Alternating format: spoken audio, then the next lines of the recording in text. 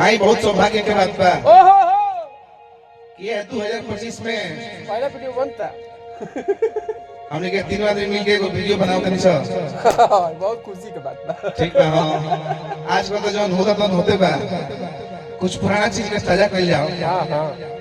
हां अच्छा लगेला पुराना चीज। बहुत जल्दी पुरान चावल पंथ होखे लगा। हां देहात में लोग कहावत कहबे कर लगे पुरान के पंथ होला। हां ठीक बा। एक जानी के खुशी के मारे जोड़ा नहीं थे। हां उनका सैया सिपाही से हवलदार हो गए बड़न, हवलदार से सिपाही हो गए बड़न। जौन भी फल बड़न ये बात के लेकर के खूब खुश बारी। का कहतरी अपना सखी से। आर जब से सिपाही से हो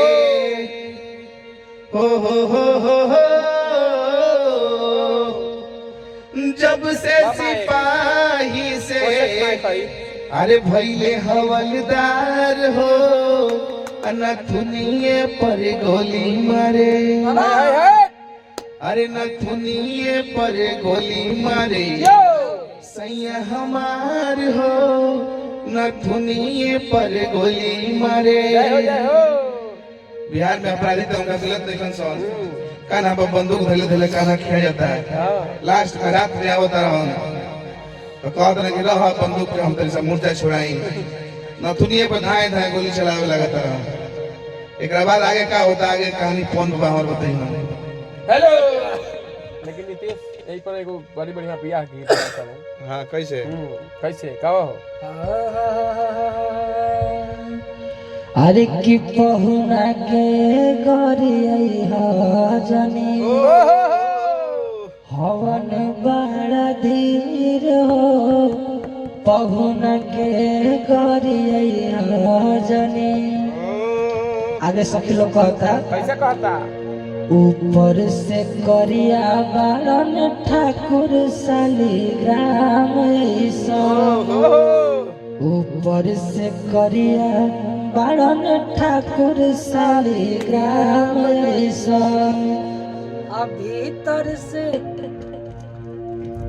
भीतर से निर्मल जैसे भीतर से निर्मल जैसे गंगा जी। अरे हाय ये खाली धल हो जाई। अरे भीतर से निर्मल जैसे गंगा जी के धार हो। अरे भीतर से निर्मल जैसे हेलो अरे भीतर से अरे जैसे ना है जी वायर के प्रॉब्लम है। चलो चलो ठीक बा अब शुरू करा हो गल ठीक बा। हेलो ज्यादा गीत गाज कर। अरे की भीतर से निर्मल जैसे गंगा जी के नीर हो पहुना के गरियई हजनी हवन बड़ा धीर हो पहुना के गरियई हजनी। अरे मीट मछली खालन नहीं मीट मछली खालन नहीं चाही खाली खीर हो पहुना के गरियई हजनी। अरे हवन बड़ा नीर हो पहुना के गरियई हजनी। आगे तारीफ करता लोग। अरे की सुंदर स्वभाव इनकर सब विधि सराहे लायक। सुंदर स्वभाव इनकर सब विधि सराहे लायक। अरे सिया जी के छाया जैसा सिया जी के छाया जैसा सावर शरीर सिया जी के छाया जैसा सावर शरीर हो पहुना के गरियई हजनी हवन बड़ा धीर हो पहुना के गरियई हजनी हवन बड़ा धीर हो पहुना के गरियई हजनी। वाह आगे कहते रहे एगो मुस्की पर कैसे चुस्की पर कहत रही। चितवन कमाल इनकर मुस्की गजब करे चितवन कमाल इनकर मुस्की गजब करे अरे प्रेमिन के बांधे खातिर प्रेमिन के बांधे खातिर झुलफन के जंजीर हो बहुना के करिया जानी हवन बड़ा धीर हो बहुना के करिया जानी क्या बात है अब आगे अबू भैया सुनाएंगे ठीक से रहा है मैं कैमरा में देखा दिक्कत होता है अबू है तो क्या हो आगे बैठो हेलो हेलो कि बहुना तनी घर ही में रहूना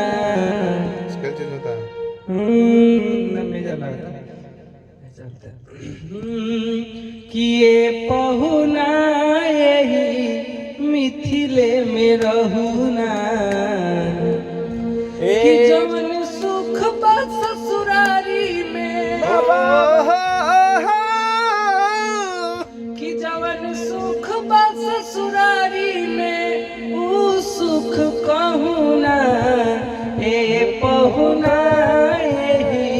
मिथिले में रहूना ए पहुना यही मिथिले में रहूना एक महीना के भीतर करिया से गोर बनाई एक महीना के भीतर करिया से गोर बनाई उबटन मल के धीरे धीरे इतर से नहवाई मौका एगो मांगतानी मौका एगो मांगतानी मौका हमके देहु ना ए पहुना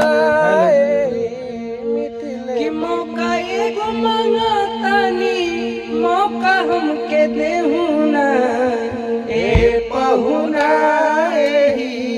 मिथिले में रहूना ए पहुना यही मिथिले में रहूना बा लगा लो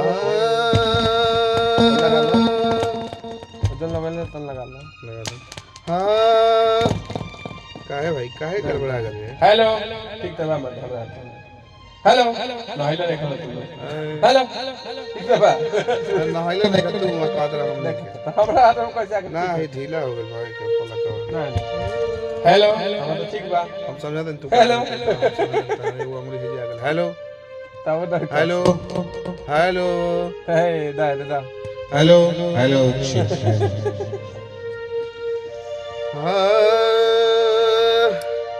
हरे राम राम हरे हरे हरे काहे तारा से ना होई नहीं तू घबरा ले माइक के हेलो देखो बिना नहाइला चलने वाले ठीक करे ना गिरल नु कल बहुत ढीला हो अरे भाई तो बिना नहाइला तू लोग करबो तो कैसे हो जाता है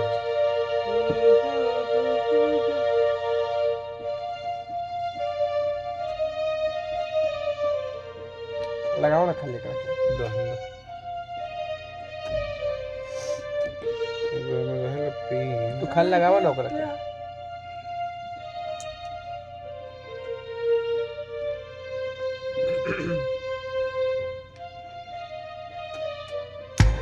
वाह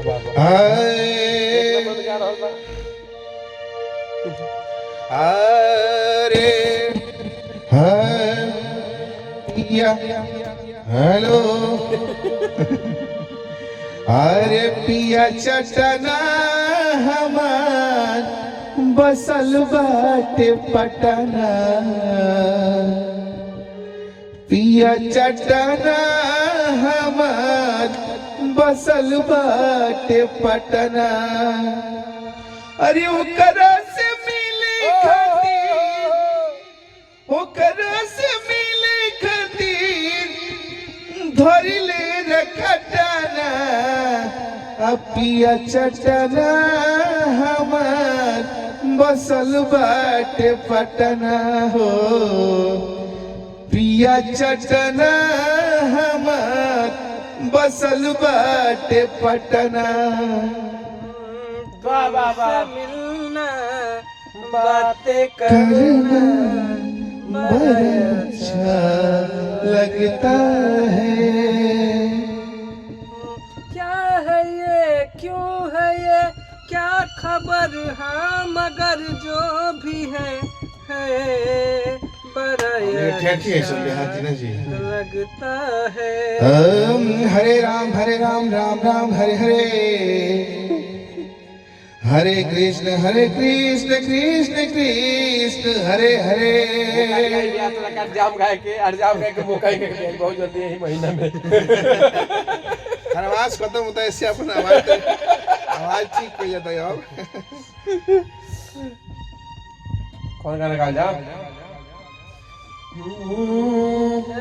शब्द समझो बढ़िया हेलो बेस में बोलता है बात शब्द से बाबा ऐ दिल बता ये तुझे क्या हुआ तू क्यों है बेकरार इतना कहीं प्यार न हो जाए कहीं प्यार न हो जाए। बना ले स्टूडियो गाना देखिए लोग बिल्कुल हम लोग हिंदी के जैसा गाना बनाए थे भोजपुरी में हम लोग यहाँ पे इसी स्टूडियो में गोली में गोली मार दे 3 कब आई बाबा कि नथिया के रवाली में हो बहली बसवारी में असर देहिया गिर गई पिया के अकवरी में। अब यही गाना पता बहुत मार भाई अच्छा देखिए 4 साल 5 साल पहले ही गवा के बैठा कि नथिया के रवाली में बाली बसवारी में सारा देहिया गिर गई पिया के अकवारी में। एक बारी का नामी को बनाना ऐसा बहुत वो गा के पूरा विवाद पे लगा हाँ कोनो बात नहीं है कि फोनवे पकड़बू प्यार की कहियो मिलहु आइबुया ज्यादा सर्दी के चलते सब दिक्कत होता है सर्दी खांसी के चलते जानता ऊपर टलने नहीं के लगता बे डरवा मारी लोग घरवा हम लगी भैया हम तो फोनवे पकड़बू प्यार की कहियो मिलहु आइबुया। चलो चले लास्ट में गजल गा के इस वीडियो का समापन करते हैं।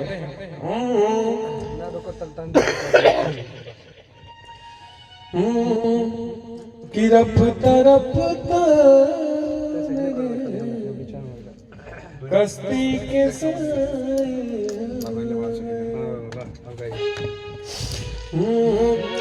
कि रफ्ता